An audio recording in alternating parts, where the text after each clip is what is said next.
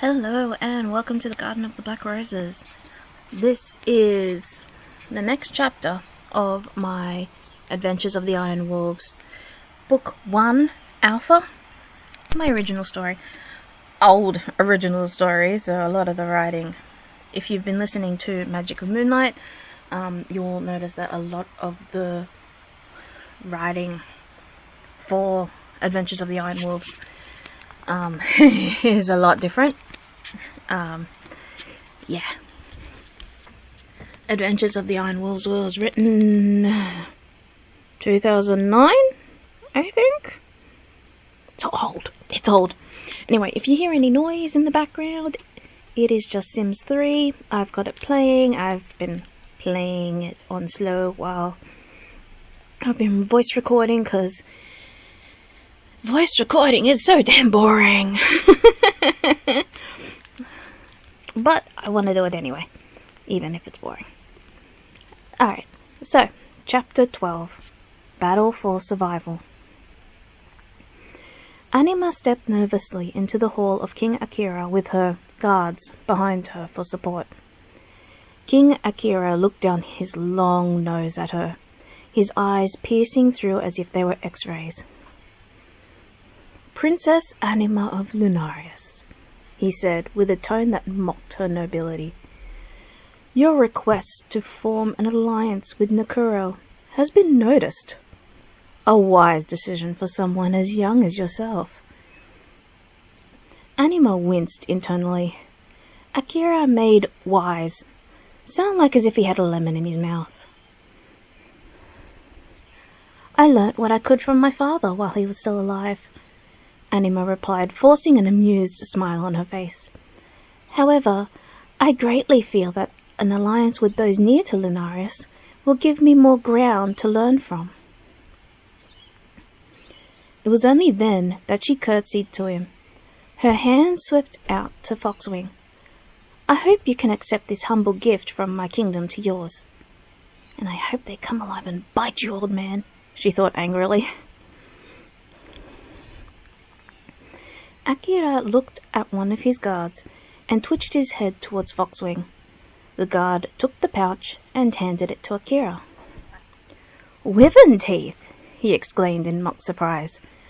"Not only are you wise, but clever also. Such a great gift shows Lunarias' power.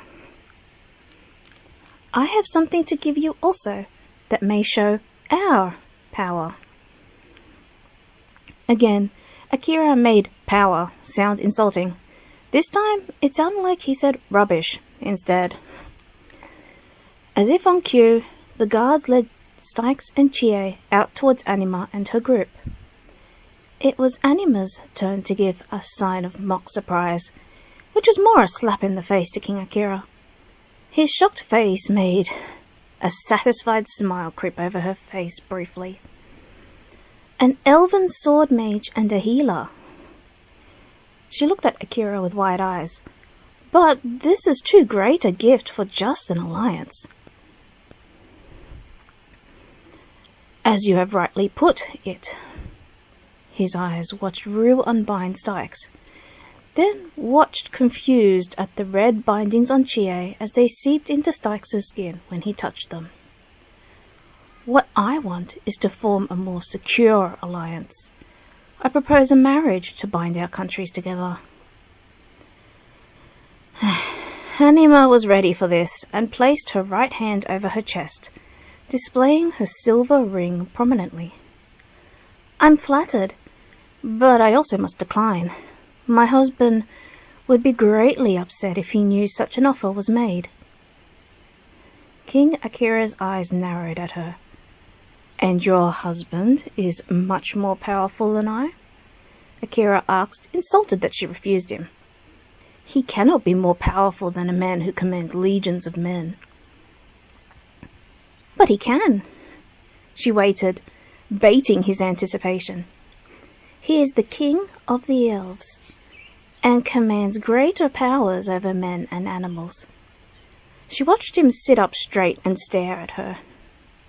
She knew the last was a lie, but easy to make believable.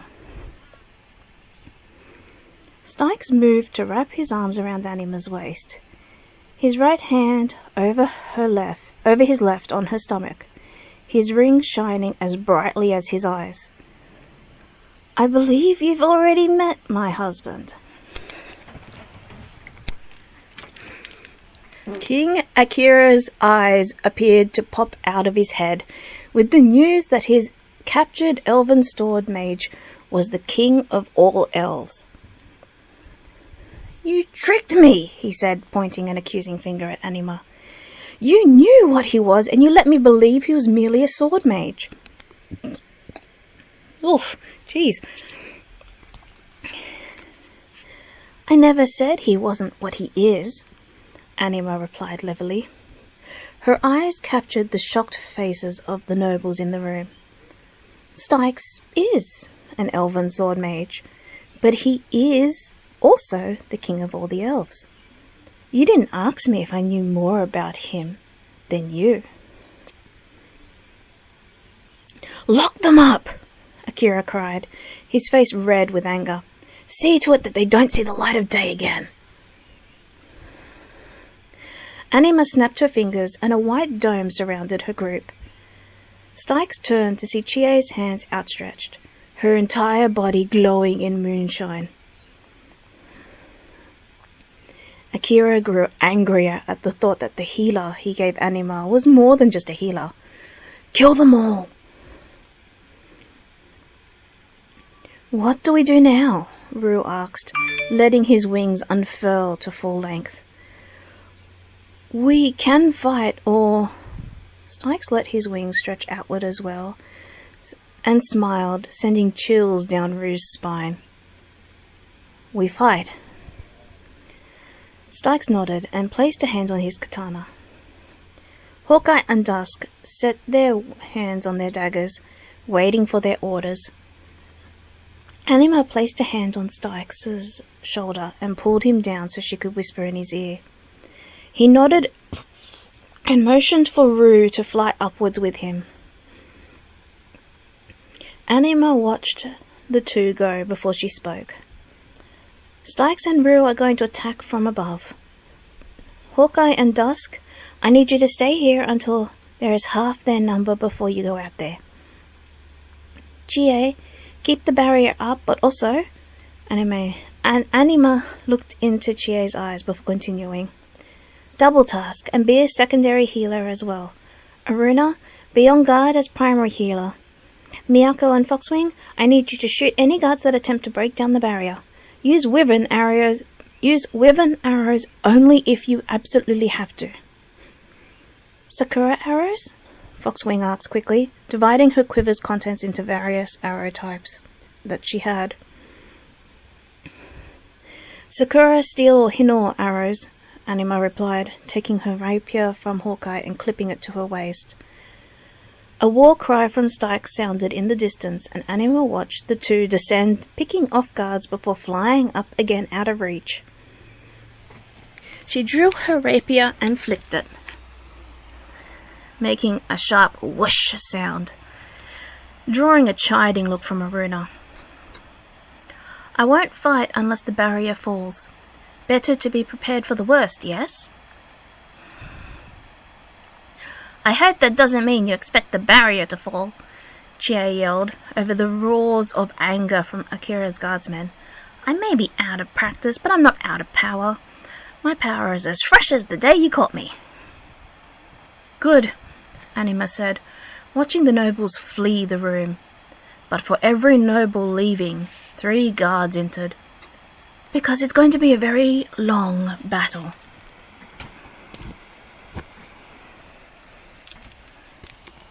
Chie followed Anima's line of sight and gasped.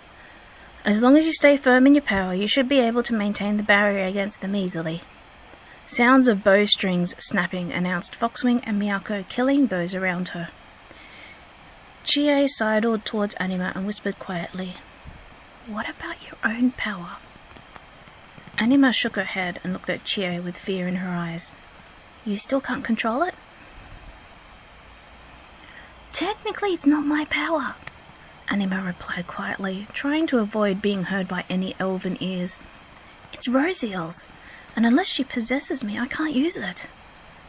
Chie sighed and focused hard on the barrier. That can easily be arranged. Rosiel's voice sounded in her head. Anima jumped, startled to hear her speak. As I said before, I've been waiting for the day when a member of the royal family joined with your family. I'm not going to let you or Styx die because of this king's arrogance. Anima sheathed her rapier and closed her eyes. The ground outside the barrier began to shake, slowly at first, until the tiles on the floor uprooted themselves and danced, sending a rattling sound through the hall. Styx and Rue moved to hover over the barrier, both confused and uncertain at the sudden miniature earthquake. They watched the guardsmen heavily fall onto the ground, their armour adding to the sound in the room. Styx released the air in his wings and fell down into the barrier, landing in a crouch beside Anima. "What are you doing?" he whispered to her in a little shocked that he could not sense any emotion coming from her.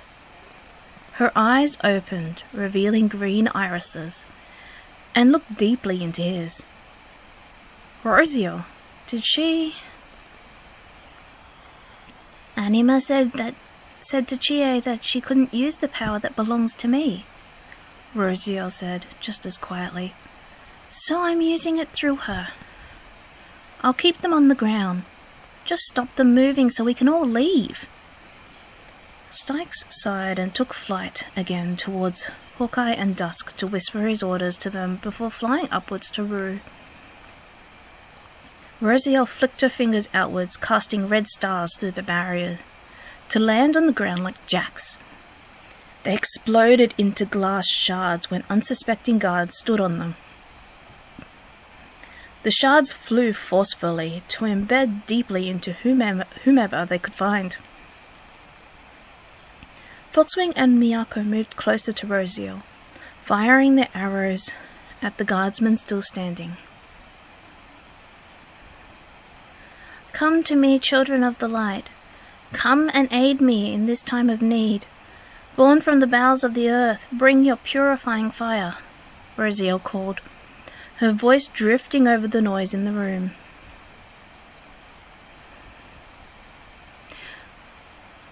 Silence fell over the room as a giant hand crushed everything that made noise beneath it. We come, Rosiel. A great voice replied outside the palace.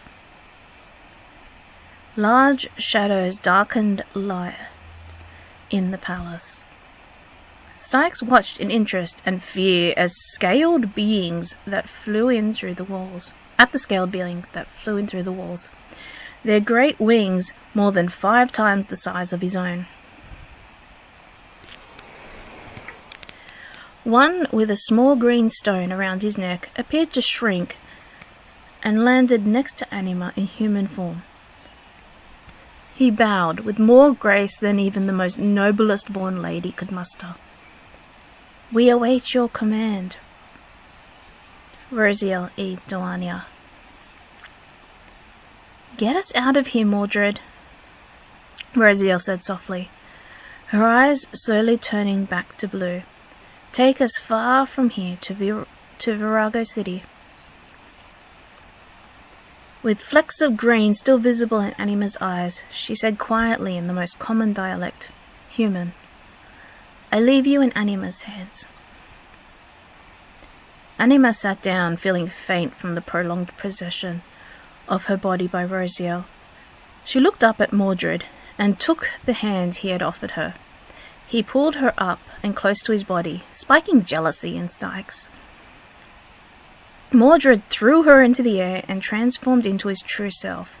He circled around and caught her where his wings joined his body. He growled and swooped at the guardsmen around the barrier. Anima screamed, holding onto his wings for support. her fear giving Styx a cause to take her from the creature's back. Mordred flew up to Styx and Anima, hovering in a position that mimicked sitting upright. "Your orders?" he asked. He asked her, curling his tail around his lower legs. "We're all here."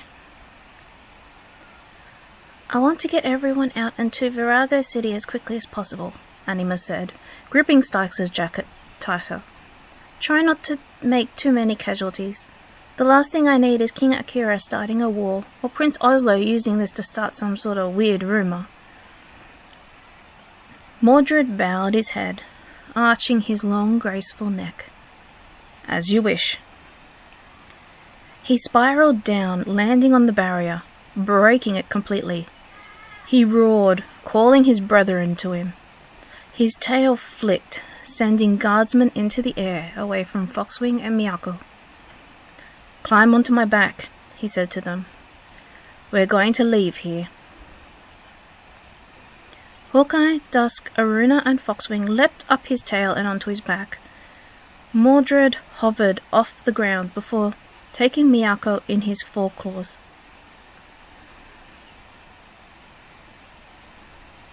He flew, spiraling upwards until he reached the windows he had first entered through. Styx, with Anima still in his arms, and Rue, who now held Chie, followed after him, leaving Akira's guardsmen to deal with the summoned creatures.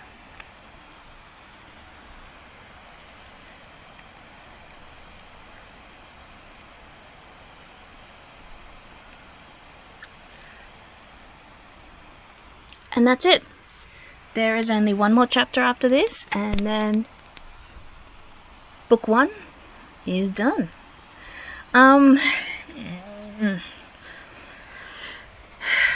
The writing is so bad. But in saying that, it is one of my first ones, one of my older ones as well, so yeah, at least there's some progression. Anyway, make sure to like, comment and subscribe. Let me know what you think. Let me know what story to continue. Original story, Magic of Moonlight.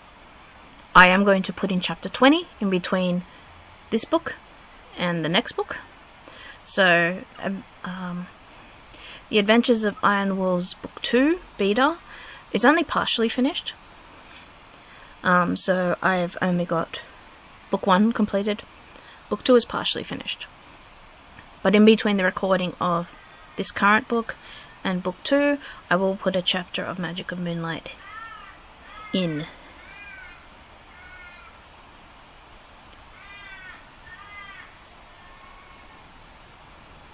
Crow or magpie? I don't know if you can hear that on the recording. There was a bird cawing, so I'm guessing it was a... Well, we don't really have... Well, we do have crows. Anyway. It's a bird. But yeah. I will see you in the next one. And as always, let your imagination run wild. Bye for now.